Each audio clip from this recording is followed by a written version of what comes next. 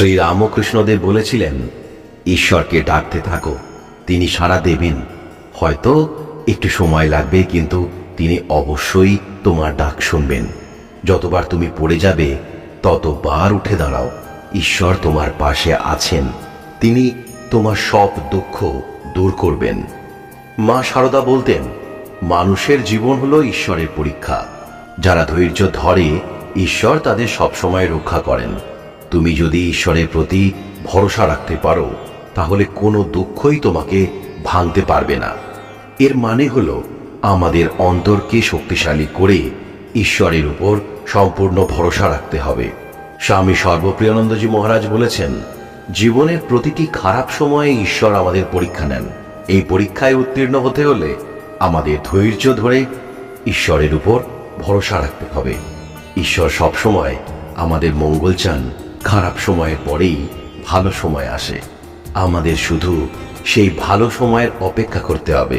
জীবনের প্রতিটি মুহূর্তে আমরা সুখ দুঃখের স্রোতে ভেসে চলি। সুখের সময়ে আমরা প্রায় ঈশ্বরকে ভুলে যাই, কিন্তু দুঃখের সময়ে আমরা তাকে প্রাণপণে ডাকি। কিন্তু এটাও তো ঠিক যে আমাদের জীবনের দুঃখের ভাগটা একটু বেশি থাকে নয়, আছে। আর ধার্মিক কোনো ব্যক্তিকে যদি এই বিষয়ে প্রশ্ন করেন, তিনি বলবেন যে ঈশ্বরকে যাতে আমরা ভুলে না যাই, তাই ঈশ্বর দুঃখ দিয়ে থাকেন। আচ্ছা, তাহলে সুখ যেখানে মাত্রা ছাড়িয়ে বৈভবে পরিণত হয়েছে, যেমন পলিটিশিয়ানস, বিজনেসম্যান, অ্যাক্টার্স, এরকম ধনী প্রভাবশালীদের কতবার শুনেছেন আর্থিক কষ্টে ভুগছে? আর অন্যদিকে একবার আমাদের শহরের একটু আনাচে কানাচে চোখ রাখলেই দেখতে পাবেন রাস্তার ধারে রোদ, ঝড়, বৃষ্টি সবকিছুকে সহ্য করে মানুষগুলো একটা তিরপলের মধ্যে জন্মাচ্ছে আর ওখানে মারা যাচ্ছে। তারা তো দিনে 1000 বার ভগবানকে ডাকে।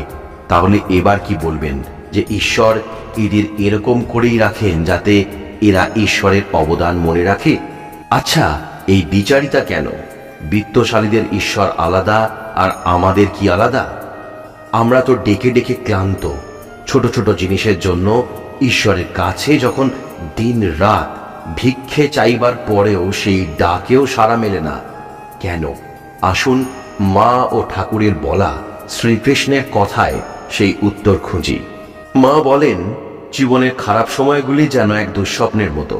যখন আশেপাশে কোনো আলো দেখা যায় না, তখন মন থেকে একটাই আরতি উঠে আসে, হে ঈশ্বর, তুমি কোথায়?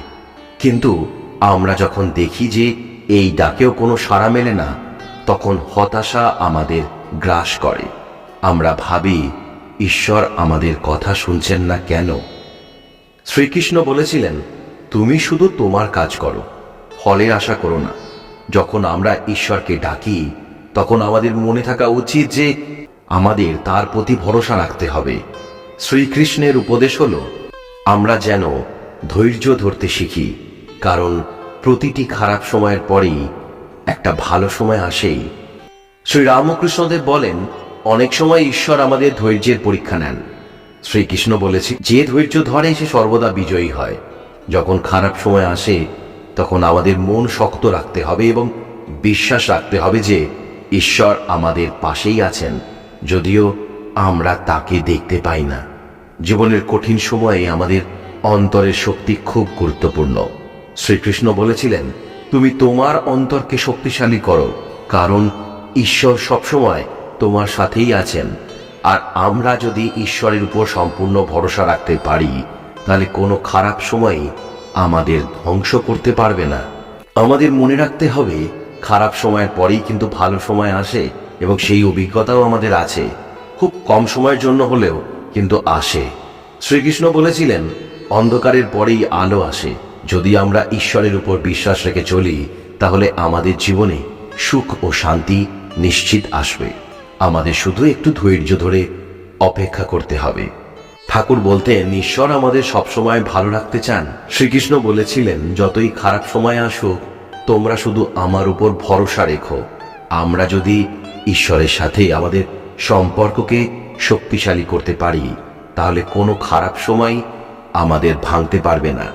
শ্রীকৃষ্ণ আমাদের সব সময় আশ্বাস দেন, আমি তোমার পাশে আছি, তুমি শুধু বিশ্বাস রেখো।